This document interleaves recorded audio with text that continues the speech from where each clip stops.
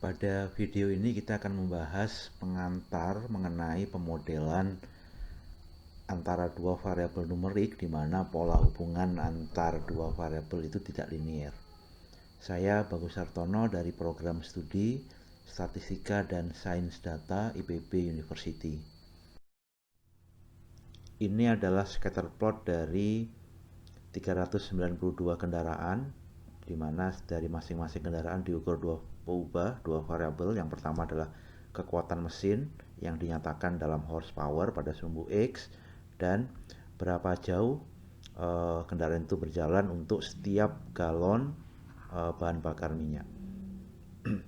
Dan kita bisa lihat polanya secara umum bahwa kendaraan dengan horsepower yang besar itu memerlukan bahan bakar lebih banyak, yang dicirikan dengan jarak tempuh yang semakin pendek ketika konsumsi bahan bakarnya 1 galon. Jadi yang di sebelah kanan bawah ini adalah kendaraan-kendaraan yang kekuatan mesinnya sangat besar, tapi konsumsi bahan bakarnya juga sangat besar karena untuk setiap galon itu hanya sekitar 10-15 mil yang bisa ditempuh. Sementara kendaraan-kendaraan yang pada posisi paling atas ini bisa 40 mil lebih untuk setiap galonnya. Kalau kita paksakan menggunakan model dalam bentuk garis lurus atau linier, maka kita bisa mendapatkan persamaan garis lurusnya itu adalah Y sama dengan 39,936 minus 0,158 X. Koefisien X tentu saja gradiennya negatif karena polanya turun ke kanan, ini semakin ke kanan ini semakin turun posisinya, sehingga ini slope-nya atau gradiennya negatif. Kita tentu saja bisa lihat bahwa garis ini tidak sangat cocok dengan bentuk dari data yang kita miliki. Ada beberapa hal yang kurang menyenangkan sebetulnya kalau kita paksakan pola hubungannya berupa garis lurus menggunakan model regresi linier pada kasus ini. Yang pertama, model linier yang kita gunakan ini tidak mengikuti pola hubungan pada data. Jadi kalau kita lihat secara umum pola hubungannya itu yang di sebelah kiri ini agak curam turunnya, kemudian setelah pada titik tertentu ini cenderung melandai. Jadi kita bisa lihat bahwa model linier sebetulnya tidak mengikuti pola ini, sehingga kalau kita lakukan ini maka tidak sangat pas, sehingga kalau kita gunakan untuk prediksi barangkali nanti modelnya akan memberikan prediksi yang tidak cukup baik hasilnya. Yang kedua itu adalah kita bisa saja menggunakan model linear ini, tapi nanti kita akan dapatkan nilai penduga untuk perubahan respon yang barangkali tidak masuk akal.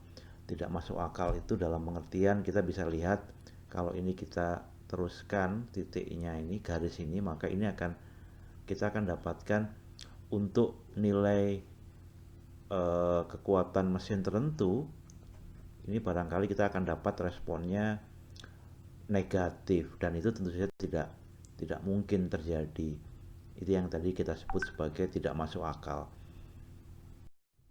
Dan yang ketiga adalah terkait dengan sifat dan perilaku sisaan yang cenderung tidak sesuai dengan harapan. Jadi misalkan kita bisa lihat kalau ini wilayah ini saya bagi jadi 3 bagian, kita bisa lihat pada wilayah yang tengah ini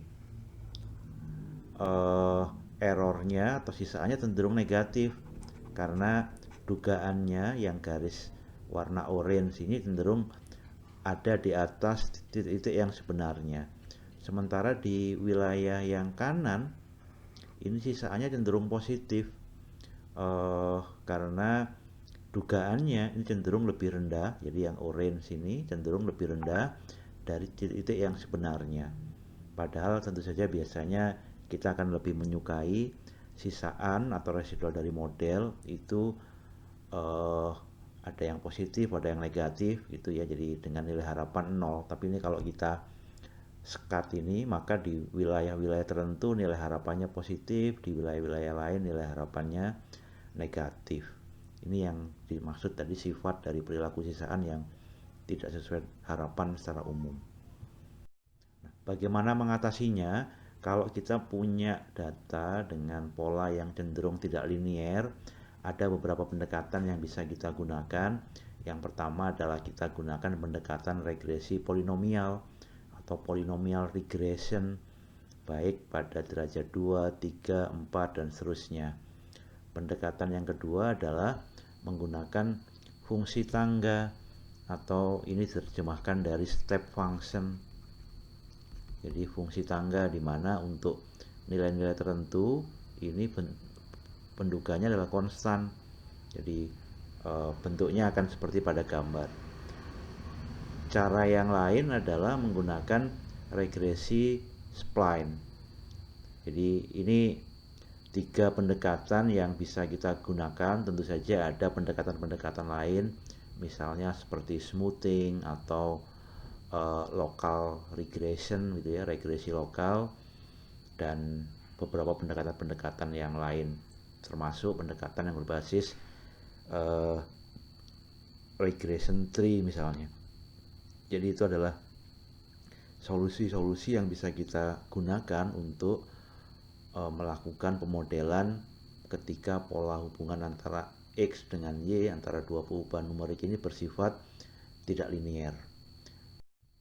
Pada video lain nanti kita akan diskusikan satu persatu metode-metode tadi. Sebagai pengantar saja, tadi kita sudah sebutkan ada 3 pendekatan, meskipun sekali lagi masih ada pendekatan-pendekatan yang lain. Terima kasih.